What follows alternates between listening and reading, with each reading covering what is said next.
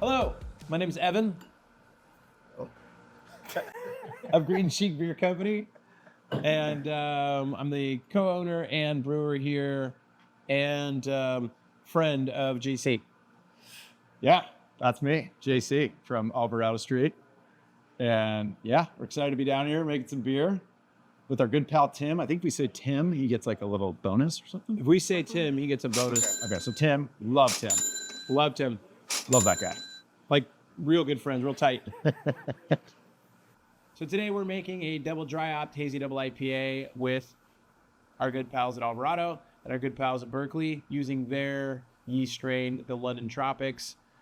JC honestly has a lot more Yeah, experience. he's never done anything with this before, so I got to pretty much tell him how to do it. Well, I've done it before. I just haven't done it as often, the same way, But we've messed around with it before. So what's been your experience with that yeast? Yeah, so we have a brand called Cold Press that we make year-round that employs the Tropics London derivative Hazy IPA strain.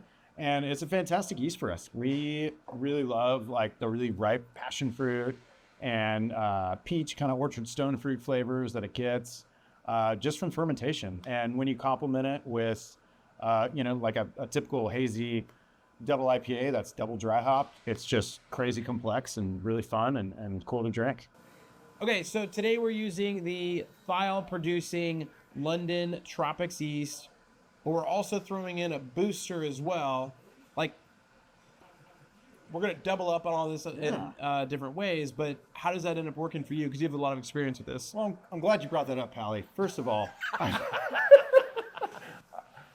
yeah, the Thiol boost is really cool. It basically, cranks the amplitude of the thiols, takes it to a much higher threshold. So just the impact is huge.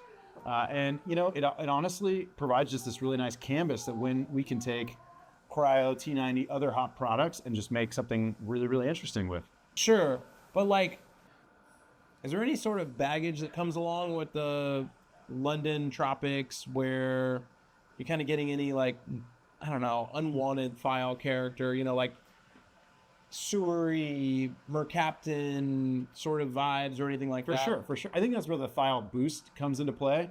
A lot of the experience we've had has been with just the fermentation with the London Tropics, but we've over the years employed the Thiol boost at different rates. And if you go a bit too high, like beyond Tim's recommended dosage rate, it can definitely get some of those negative, like almost way overripe, kind of rotten fruit sort of character. So I think you can create too many thiols, which I think is a bad thing, since I think the human threshold for most thiols is very, very small. I think in the, under 20 parts per billion or trillion, parts per trillion.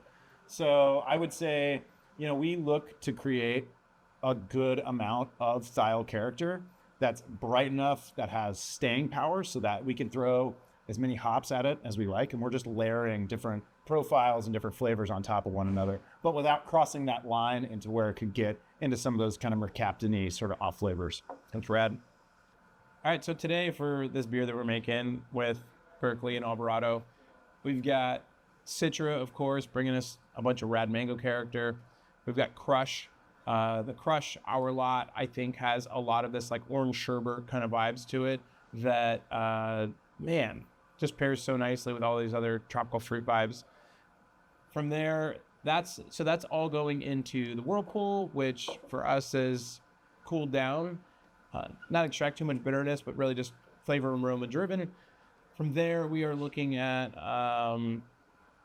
Citra, a little bit of Crush, some New Zealand Cascade.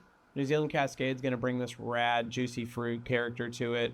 And then from there, we're going to kind of taste it and vibe it out and then see if we want to sprinkle in anything else. Yeah, like I feel like brewers, and I'm guilty of doing this too, is that like, it's like, oh shit, I'm doing this Thiol beer, and this Thiol beer needs to be like all Nelson driven. I'm gonna hit it in every way that I possibly can. And instead, I think if you go a little bit the opposite direction and you try to fill it out with hops that just create a wider sort of aroma canvas, more depth, more then like you're gonna end up in a spot to where I I think it truly hits for more people instead of just sort of being One-dimensional or Yeah. something like that. Yeah. anyway, should be fun. Really good news here. Cheeky, our mascot, is actually he's coming. He's coming. Let's see where he's at. Ah, hey, Cheeky, how you doing?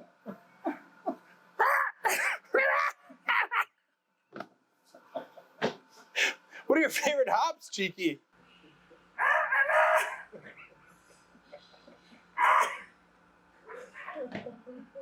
I love Citra and Crush.